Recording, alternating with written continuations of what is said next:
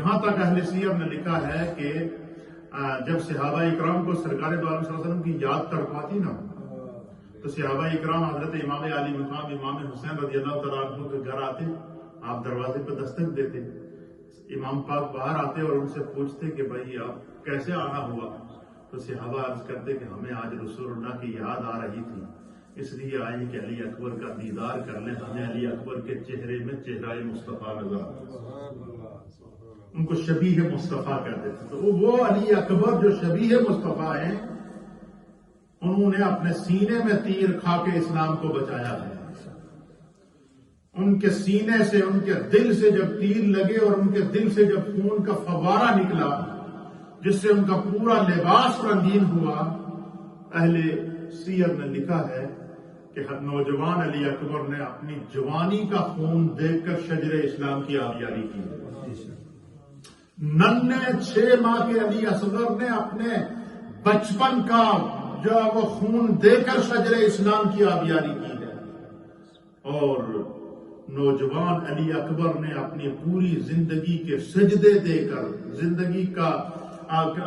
کی تلاوت قرآن دے کر، تقویٰ دے کر، طہارت دے کر، سیرت رسول پر عمل کر کے، روحانیت اور طریقت کے سلسلے کو کائنات کے سینوں کے اندر قیامت تک آنے والے لوگوں کے سینوں میں نقش کر کے اسلام کی آبیاری کر کے امت کو جینے کا سلیقہ عطا فرمایا۔ تو آپ کا نام علی تھا، اور علی اوسط ان کو کہتے تھے۔ کیا کہتے تھے؟ علی مڈل میں، درمیان۔ جس وقت کربلا کا معرکہ پیش آیا تو حضرت علی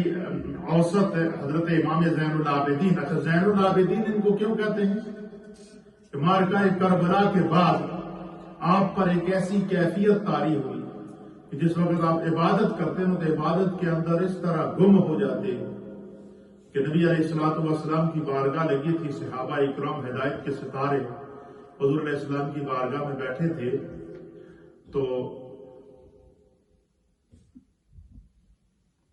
حضرت سیدنا ابو ہریرہ رضی اللہ تعالیٰ عنہ اور دیگر صحابہ اکرام اس کے راوی ہیں،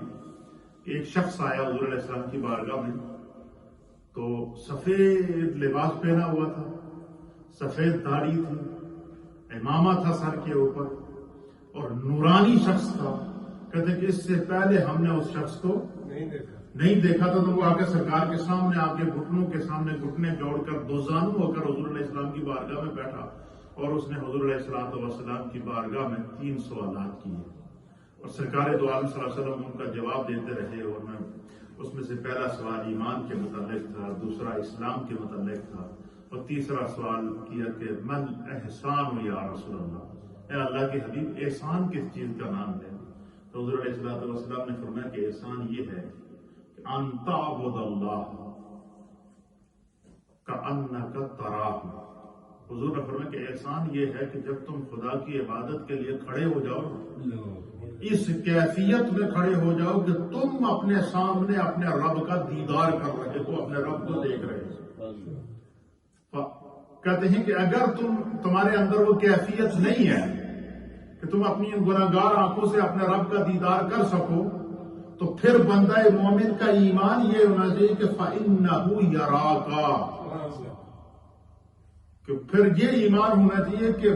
میری آنکھوں میں تو یہ طاقت نہیں ہے کہ میں اپنے رب کے جلوہ حق کا دیدار کر سکوں،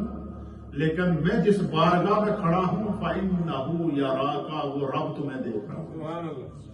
امام زین العابدین رضی اللہ تعالیٰ عنہ کے بارے میں اہل سیر نے لکھا ہے کہ آپ کو زین العابدین اس لیے کہتے ہیں کہ جس وقت وہ عبادت کے لیے کھڑے ہو جاتے نا تو جلوہ حق میں گم ہو جاتے تھے، وہ اپنے سامنے اپنے رب کا دیدار کرتے تھے، اور اس حد تک جلوہ حق میں گم ہو جاتے کہ ایک دفعہ آپ نماز پڑھ رہے تھے، عبادت میں آپ مگن ہو گئے، تو جس جگہ آپ نماز پڑھ رہے تھے اس گھر میں آگ لگ گئی۔ کیا ہوگی؟ آگ لگ گئی، پورا محلہ جمع ہو گیا، شور شرابہ شروع ہو گیا، لوگوں نے پانی ڈال کر آگ بجانا شروع کر دی۔ امام زین العابدین کے ارد گرد آگ پھیل رہی ہے، مکان کو آگ لگی ہوئی ہے، چیخ و پکار ہے، پورا محلہ جمع ہے۔ امام زین العابدین اپنی اللہ کی عبادت نماز پڑھ رہے تھے، نماز میں اپنے پورے بعد لوگوں نے آگ پر کنٹرول کر دیا، آگ کو بجا لیا، یہ تو آپ نے اپنے جو آپ کا وقت تھا اس وقت معین تک آپ عبادت کرتے رہے، ریاضت کرتے رہے، رکوع کرتے رہے، سجدے کرتے رہے، قیام کرتے رہے۔ جس وقت آپ نماز سے فارغ ہوئے تو لوگوں نے ان سے کہا کہ حضور مقام کو آگ لگ گئی، پورا گھر باہر نکل گیا، آپ کو ہم آوازیں بھی دیتے رہے لیکن آپ اس قدر عبادت کے اندر محو تھے۔ تو آپ نے فرمایا کچھ شور شرابے کی آواز تو آ رہی تھی لیکن جب میں نماز کے لیے کھڑا ہوتا ہوں تو پھر میرے اور میرے خدا کے درمیان صرف جو ہے وہ راز و نیاز ہوتا ہے اور جلوہ حق کا دیدار ہوتا ہے۔ اس وقت میں آپ میرے سامنے دنیا کی نہ سوچ ہوتی ہے، نہ تصور ہوتا ہے، نہ تخیل ہوتا ہے۔ اس انداز سے اس حدیث کو علماء نے لکھا کہ اگر سمجھنا ہے کہ جب بندہ نماز کے لیے کھڑا ہو تو گویا کہ وہ خدا کو دیکھ رہا ہے، اور اگر وہ اللہ کو نہیں دیکھ رہا تو خدا اس کو دیکھ رہا ہے، وہ دنیا سے اس قدر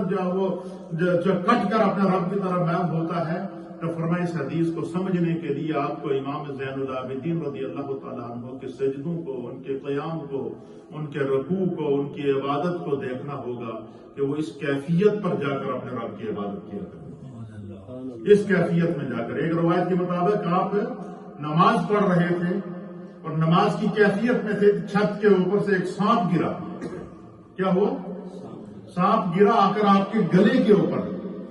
اور اس طرح گلے کے اوپر وہ گھومتا رہا اور گھر والوں کے لوگوں کی چیخیں نکل گئی۔ امام زین العابدین نماز میں وہ سانپ گرا، پہلے اس نے ان کے گلے کا چکر کاٹا، پھر وہاں سے نیچے اترا، پھر نکل کے چلا گیا، دیکھنے والوں کی چیخیں نکل گئی، ان کو پتہ ہی نہیں۔ بعد میں لوگوں نے بتایا کہ چھت سے سانپ گرا تھا اور وہ تو آپ کے گلے کے اوپر